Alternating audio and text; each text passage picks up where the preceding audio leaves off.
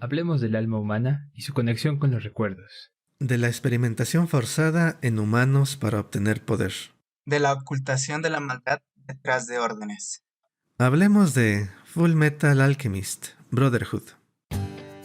Bienvenidos a Día que Fo, Filosofía y Anime, el día que reencarné como filósofo.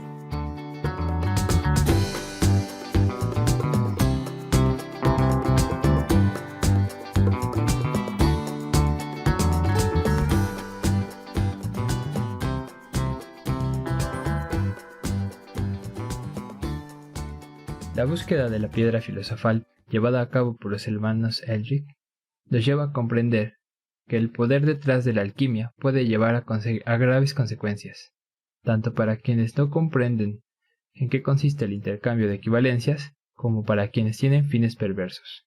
Entre más avanza su búsqueda, comprenderán que las cosas no son lo que parecen, y que en ello se están jugando su humanidad. Hola, ¿qué tal? Lalo Javier. Otra vez aquí estamos de regreso con otro episodio de Full Metal Alchemist Brotherhood. Y pues vamos a continuar con las ideas tan interesantes que nos trae esta serie. Ya en el episodio anterior hablábamos de una desvinculación del cuerpo de uno de los hermanos Elric, uno de los protagonistas de la historia, que vive en una armadura. Y hay una situación interesante que sin duda ustedes recordarán, Lalo y Javier, en la cual hay un momento en que Alphonse empieza a dudar de que es realmente humano. Quizás él fue alguien construido artificialmente. El conocimiento de la alquimia hubiera creado, su hermano Edward hubiera creado una conciencia artificial y él no fuera nada más que esta invención, que esta construcción en la cual se adhieren memorias. Y lo hace porque se encuentra con otras armaduras a las cuales también se les han adherido almas. Y es así como un giro de la historia que dura algunos episodios. No es un gran spoiler realmente, pero sí es una situación muy interesante en donde nos hace pensar, ¿realmente es posible crear? ¿Sería posible crear esto a lo que le teme Alphonse? ¿Es posible crear conciencias artificiales? A mí me viene a la mente, me viene la pregunta porque hay quienes piensan que quizás sí, con nuestras técnicas actuales en informática y computación. ¿A ustedes qué piensan y qué otras ideas tienen al respecto de esta parte de la historia? Es interesante este punto de la historia en el que se plantea la existencia de muchos más seres, ¿no? Más allá de los seres humanos. Como bien mencionas, tenemos acá armaduras que parlan y andan, aunque estén vacías. Pero bueno, se mantiene una supuesta conexión entre el alma de lo que antes fue un ser humano y ahora es una armadura parlante, ¿no? Y pues es justo la pregunta, ¿eso es un ser humano? Asociar la personalidad a un objeto ya hace que sea un ser humano. Bueno, eso es un buen primer punto, ¿no? Pero a partir de aquí en la historia van a aparecer un grupo bastante interesante de personajes, empezando por las quimeras, que ya habíamos visto intentos de quimeras por ahí, pero ahora sí hay quimeras funcionales. También tenemos por ahí a los famosos homúnculos, que bueno, le dan un giro fuerte a la trama y que también nos preguntamos qué clase de vida es esa, ¿no? ¿Son humanos o no son humanos? Si nos preguntamos si los seres humanos estamos compuestos por almas o la conexión entre alma y cuerpo, en todo caso, ¿no serán acaso los homúnculos una aberración, dado que supuestamente para su construcción se debieron necesitar miles de almas, ¿no? Y bueno, tenemos entonces este catálogo de personajes que nos hacen dudar qué es la humanidad, ¿no? Porque estos seres también andan en el mundo, también pueden hablar, también pueden razonar. Bueno, en el fondo parece que hay algo que nos distingue, que distingue a los seres humanos, al menos dentro del universo de Fullmetal, que no es tan aberrante, ¿no? No implica este tipo de distorsiones. Por otro lado, está esa pregunta, ¿no? ¿No será Alphonse una construcción? ¿Su personalidad no será parte de algo formado por la alquimia? Así como la supuesta madre de los hermanos no llega a ser un humano realmente, ¿no? Ni siquiera era su madre, era algo diferente. Pues bueno, estas dudas están latentes durante buena parte de la mitad de la obra y pues nos hacen preguntarnos de manera personal, ¿no? ¿Y qué es el ser humano, ¿no? Es necesario estar ligado a las memorias, o puede ser que las memorias reproducidas puedan conformar una personalidad, pero que no implique ello que sea un ser humano como tal, ¿no? Y pues bueno, creo que es un primer buen punto de partida. Veamos qué dicen el buen Lalo, también qué opinas tú mismo, Aquiles. Como bien comentaste, Hap, hay una gran variedad de personajes durante esta parte de Full Metal Alchemist, donde Alphonse se comienza a cuestionar si es realmente una persona. Sin embargo, creo que lo que podríamos preguntar en este caso es, ¿qué es lo que hace a un humano humano? Realmente no estoy tan seguro de qué respuesta podríamos dar. Creo que podríamos comenzar con este tema del alma. El alma podría ser la diferencia entre que distingue a un humano de los demás. Sin embargo, también podría venir esta pregunta que ya habíamos discutido con anterioridad. ¿Qué otros organismos tienen alma?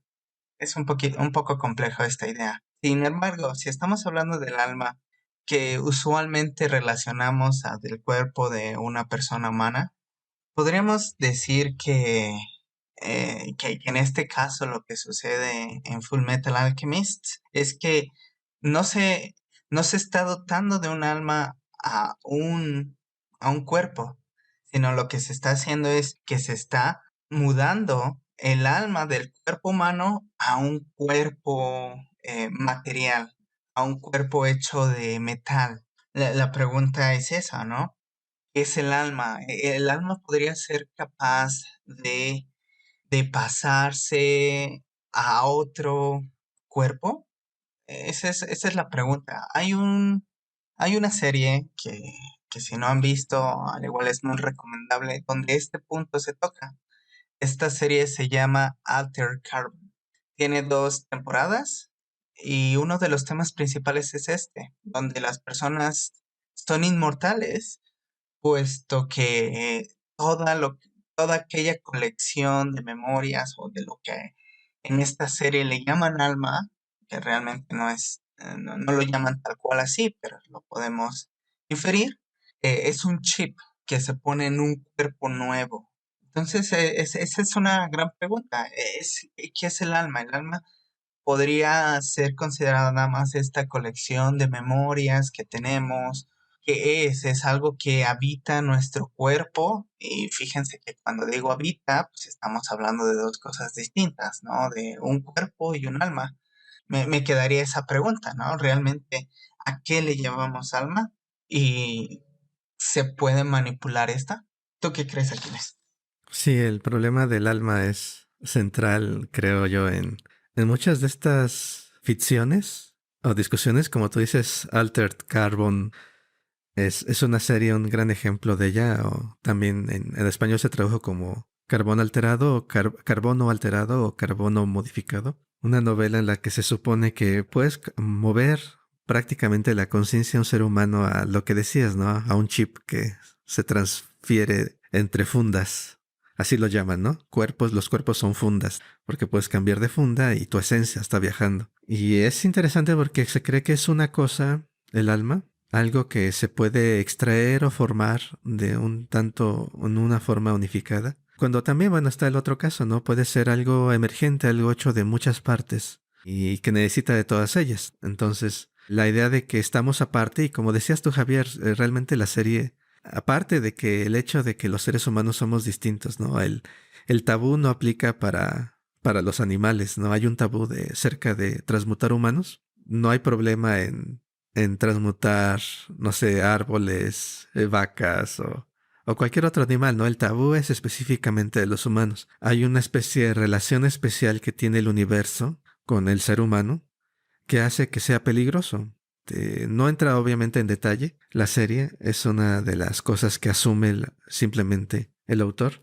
Pero bueno, sí es cuestión de empezar podemos preguntarnos, ¿realmente esta separación es válida o no lo es? Y también, como decía, me parece que también tú, Javier, lo decías, hay muchos otros seres que actúan como humanos sin serlo realmente, como los llamados homúnculos. Y es precisamente alrededor de este poder de los homúnculos que gira buena parte de la serie, este lugar donde Alphonse tiene esta crisis, donde Alphonse se encuentra con estas otras armaduras que también son conscientes.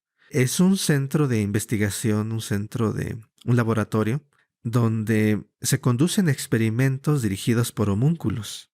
Y estos experimentos utilizan a seres humanos. Y buena parte de la serie va por la revelación de cómo ocurre esta experimentación, este desarrollo, esta obtención de poder mediante el uso de vidas humanas.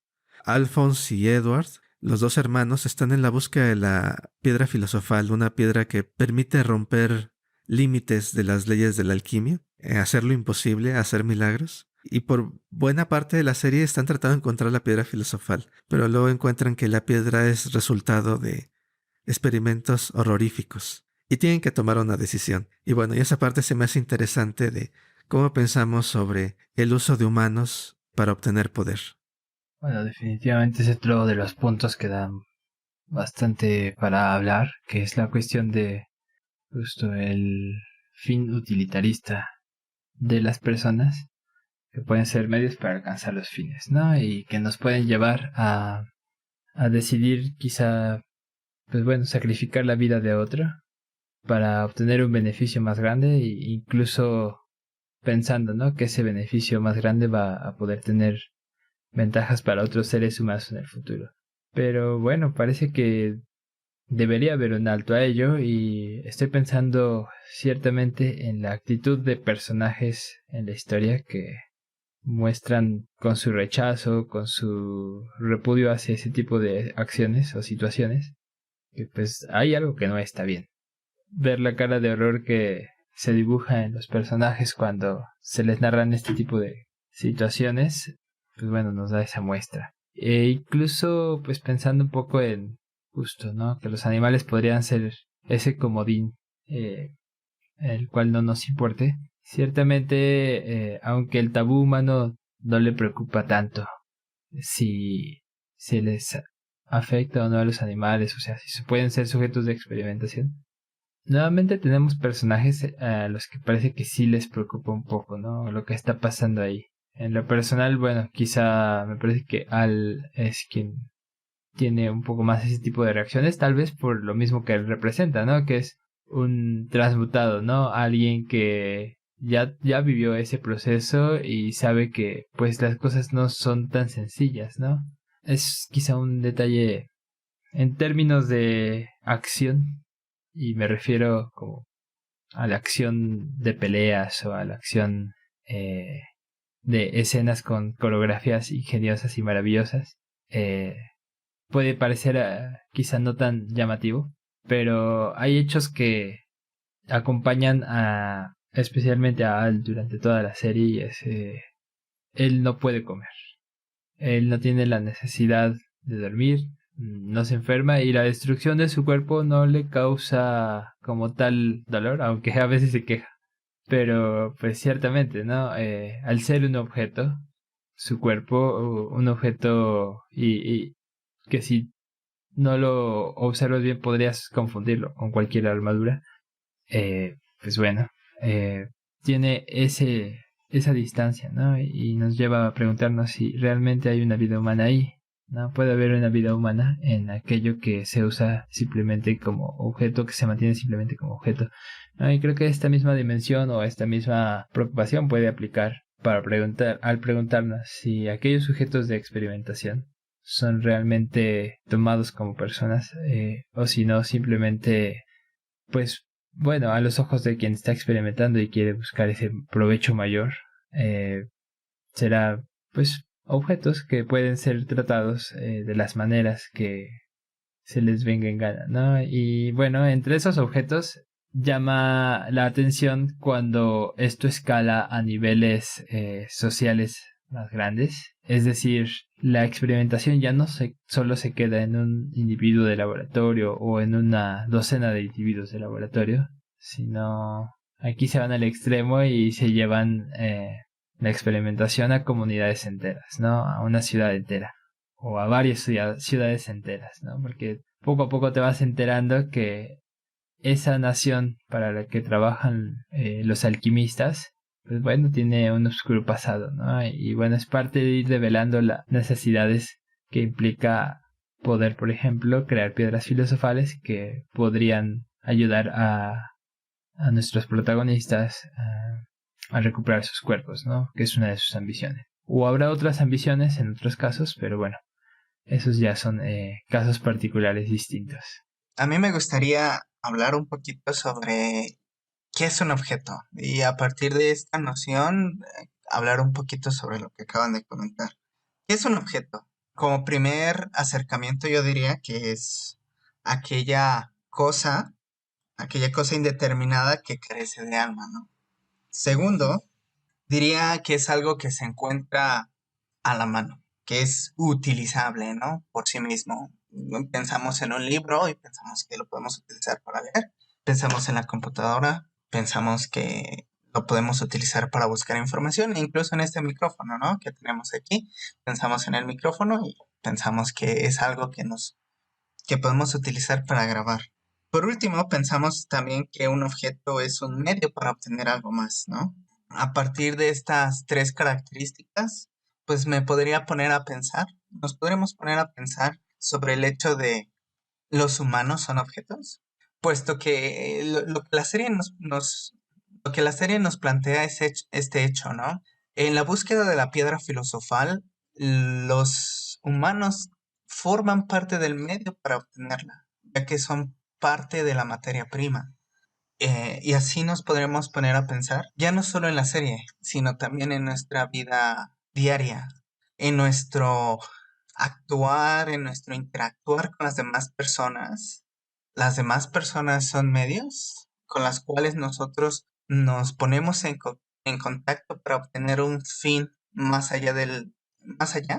Esto también podría suceder con los animales, que es algo que ya también comentamos en la experimentación con los animales.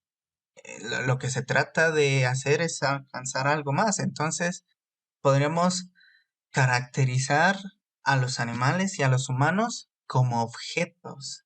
La pregunta aquí está muy relacionado con lo del alma, ¿no? ¿Es realmente que los humanos y los animales son objetos? ¿No tenemos alma los unos ni los otros?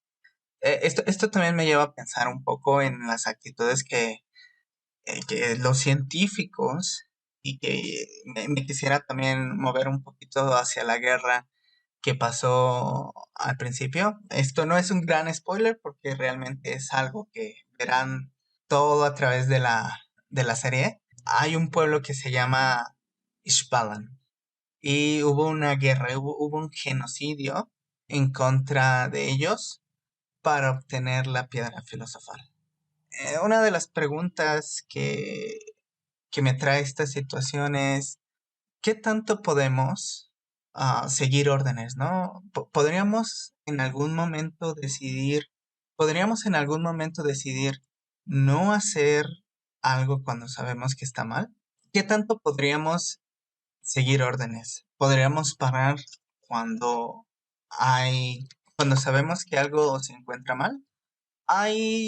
En esta trama argumental hay dos personajes, bueno, hay varios personajes y un personaje. Uno de estos personajes se llama el mayor Alex Louis Armstrong. Él es un personaje que decidió retirarse de la guerra porque él, cuando se encontraba en ella, dijo, no, esto es incorrecto. Mientras que otros tantos alquimistas y tantos soldados decidieron seguir órdenes y masacraron a los Ishbalans. La pregunta es esa, que yo quisiera traer un poco a la mesa, es ¿en qué tanta posición, qué tanta libertad tenemos de escoger en no hacer o seguir órdenes? Sí, Lalo, todas estas preguntas sobre la capacidad de seguir órdenes creo que tiene relación con algo que hablamos en el episodio anterior, ¿no? Cómo estamos dispuestos a vendernos al sistema para alcanzar nuestros objetivos. Algo que hacen los hermanos Elric y luego, ¿no? Esta parte en la que esta nación en la que ocurre la historia es una nación militarizada. Todo está organizado alrededor del ejército. Y ocurren estas masacres. Y está el pueblo de Ishbal, y es una parte importante de la historia, el pueblo de Ishbal. Y por ahí hay ishbalianos, tanto como oponentes del gobierno, como colaboradores del mismo. Y está, obviamente, la pregunta, ¿no? ¿Hasta qué punto tienes que aceptar o debes de aceptar el orden establecido por un bien futuro? Y de hecho, por ahí está también otro personaje, Roy Mustang. Roy Mustang, que quiere llegar a ser el gobernante del país. Y tiene que entrar en el sistema y participar en el sistema. Y aunque esté intentando rebelarse y cambiar al mundo, está dentro del sistema. Entonces tiene que seguir órdenes, porque está dentro del sistema, en tanto que está dentro de él, aunque esté tratando de cambiarlo. ¿Y hasta qué punto podés tú decir voy a cambiar desde adentro el sistema? Ya hablando ya en términos de la vida real, ¿hasta qué punto dices no, yo voy a ser diferente? ¿Y hasta qué punto el sistema nos puede cambiar ya que estamos dentro? Y está esta pregunta, ¿no? Esta pregunta moral de el límite de la responsabilidad. ¿Somos totalmente... siempre tenemos la capacidad de decidir? Porque también está presente siempre la necesidad, ¿no? De que hay necesidades y por necesidades aceptamos muchas cosas. Entonces es muy interesante y también ya yo creo que para ir cerrando el episodio, se me hace interesante el planteamiento que hacías del objeto y del alma. Y en la actualidad, como cuando hablamos de otros seres vivos, en particular en bioética, ahora en lugar de hablar de alma, hablamos más de capacidad de sentir, capacidad de sufrimiento, de seres sensibles más que de seres con alma. En este sentido, se extiende muchísimo esta idea de que hay seres que tienen sus propios fines, tienen sus propios objetivos y no se limita nada más al ser humano. En ese sentido, la noción de alma o el respeto que podría implicar el que alguien tuviera alma se ve trasladado a un círculo más amplio, en la cual el respeto es porque tiene capacidad de sentir este ser. Y en particular algunos autores, pensadores en bioética, hablan de cosas como sistema nervioso central y de ciertas estructuras cerebrales como criterios para justificar, ¿no?, relaciones de respeto y de trato apropiado a otros seres. Entonces es interesante porque también hablamos de la utilización y realmente hasta cierto punto es inevitable que utilicemos a otros seres, ¿no? No podemos vivir sin consumir a otros seres y lo mismo para otros, ¿no? Animales y plantas y demás necesitan utilizar la materia viva de otros en buena parte para sobrevivir. Pero ¿cómo equilibrar esta parte? Es otro balance, ¿no? Entre la necesidad de consumir, aunque sean plantas, porque pues, no podemos vivir del sol, nada más. Y el hecho de que estos otros seres también tienen su propia sensibilidad, su propia orientación a tratar de seguir viviendo. Y bueno, creo que para mí es un buen punto para dejarlo aquí. No sé ustedes qué piensan, con qué quieran ir cerrando este episodio tan interesante. Bueno, ciertamente ya va siendo hora de ir terminando de plantear las ideas y por ello me gustaría regresar un poco a los planteamientos que nos compartía ahora el buen Eduardo. Es que justamente, ¿no? Al preguntarnos qué tan lejos podemos llegar en ese límite sobre los otros seres humanos, ¿no? Y los beneficios que podríamos sacar de su utilización. En el caso concreto, en la historia se plantea, ¿no?, el sacrificio del pueblo de Ishbalan para obtener las piedras filosofales. Pues bueno, ahí sería la cuestión, ¿no? Estamos dispuestos a deshumanizar a otros para poder volvernos nosotros mismos superiores o más humanos o pretender cumplir con cierta expectativa o con cierta ilusión idealizada. Creo que es un punto fuerte y la fortaleza de ese punto radica en que podemos verlo reflejada en la historia de la humanidad, ¿no? Muchas veces preferimos ignorar que el otro también es un ser sintiente, es un ser con emociones, pensamientos y una vida, ¿no? Y pues bueno, ante ello pues queda quizás solo ponerse una venda en los ojos y avanzar, ¿no? Y bueno, pues en ese sentido los soldados que participan en esa guerra, los alquimistas que participan, se volverán entonces otro tipo de instrumentos, ¿no? Instrumentos del asesinato. y pocos serán los que toman la conciencia, como bien mencionó Lalo, al personaje Armstrong, y pues bueno, ofrecen otra salida, otra perspectiva, ¿no? Aunque en su mundo él aparece como una especie de cobarde, una especie de, no traidor, pero sí alguien que huyó, ¿no? De lo que todos los demás sí tuvieron que enfrentarse. Y bueno, en ese sentido, pues sería un caso excepcional ante el resto que cargan con sí la mortificación de haber participado en esos actos atroces. Pero bueno, cerraría igual con estas ideas. Sí, estoy completamente de acuerdo con ustedes. Muchas de las veces cuando hablamos del alma, tenemos que pensar en la definición que tenemos que dar para poder hablar sobre la utilización o no utilización de los recursos, porque en cierta manera se plantean como recursos. Hay una cosa que los hermanos Elric aprendieron y que creo que quedará para otro tema, pero es esto, ¿no? De qué tan necesario es el consumo de otros organismos para nuestra propia supervivencia. La respuesta de un principio es lógica, ¿no? Es muy necesario, de otra manera no podríamos subsistir. Sin embargo, ¿con qué medida se puede hacer, no? Creo que esa es una pregunta a responder luego. Y bueno, hoy les traje dos citas. Hoy les traje dos citas a nuestros oyentes. Quisiera hablar de dos autores, dos filósofos.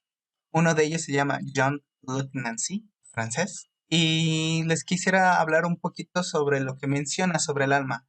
Él comenta en dos citas en un texto que se llama 58 signos sobre el cuerpo. Dice, el cuerpo puede volverse hablante, pensante, soñante, imaginante. Todo el tiempo siente algo. Siente todo lo que es corporal, siente las pieles y las piedras, los metales, las hierbas, las aguas y las llamas. No para de sentir. Sin embargo, la que siente es el alma, y el alma siente, en primer lugar, el cuerpo. De todas partes, ella siente que la contiene y la retiene.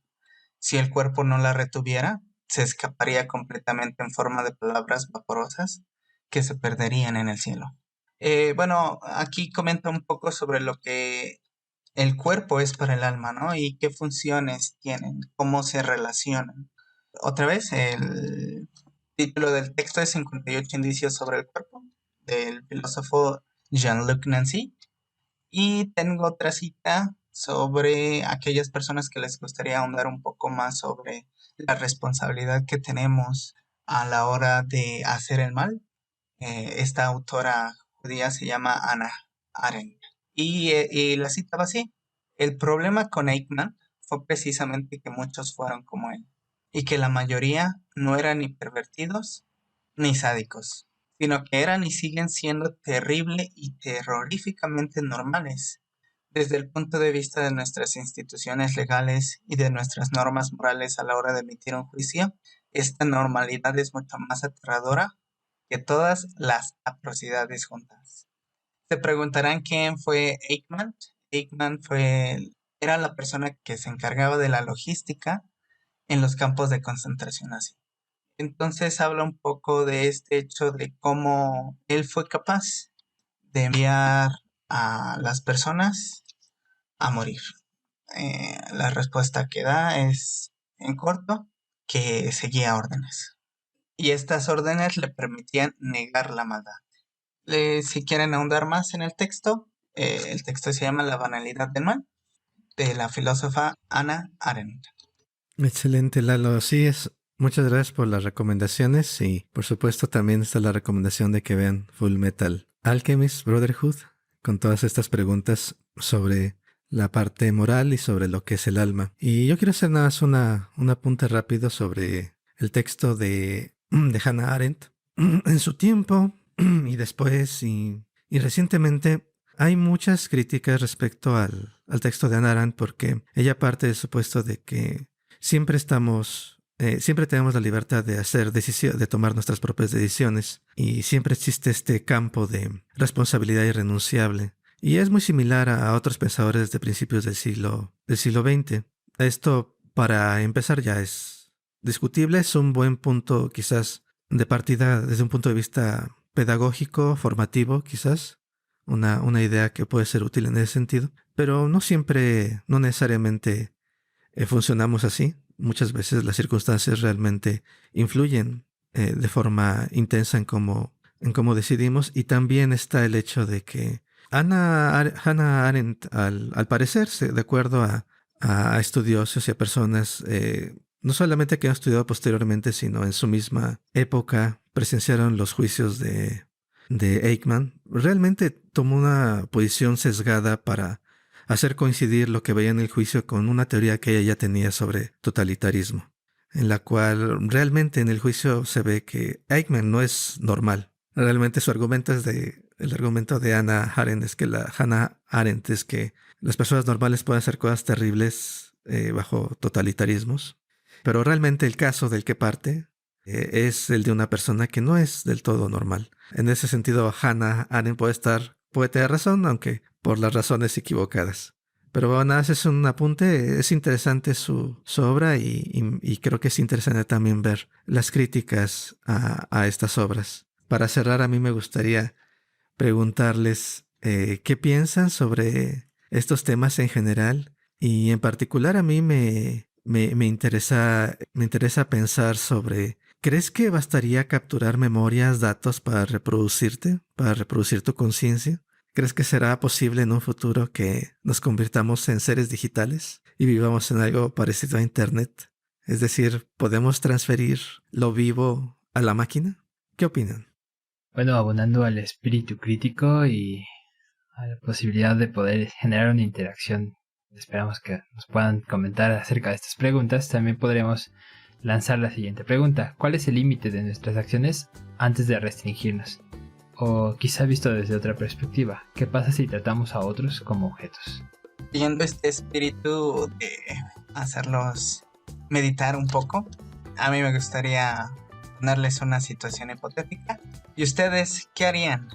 Si les dieran una instrucción que saben de antemano que está mal llevarla a cabo, ¿lo harían o renunciarían? ¿Crees que podemos escondernos detrás de las órdenes que nos dieron para llevar a cabo un acto inmoral? Por ahí, spoiler de filosofía, Sartre dice que no. No se olviden, escríbanos y comenten. Estamos en varias plataformas: Facebook, Instagram y YouTube. Nos pueden encontrar en todas ellas como Diáquefo, Filosofía y Anime. Y por supuesto, como siempre, también está nuestro correo electrónico: filosofiayanime@gmail.com, filosofiayanime@gmail.com.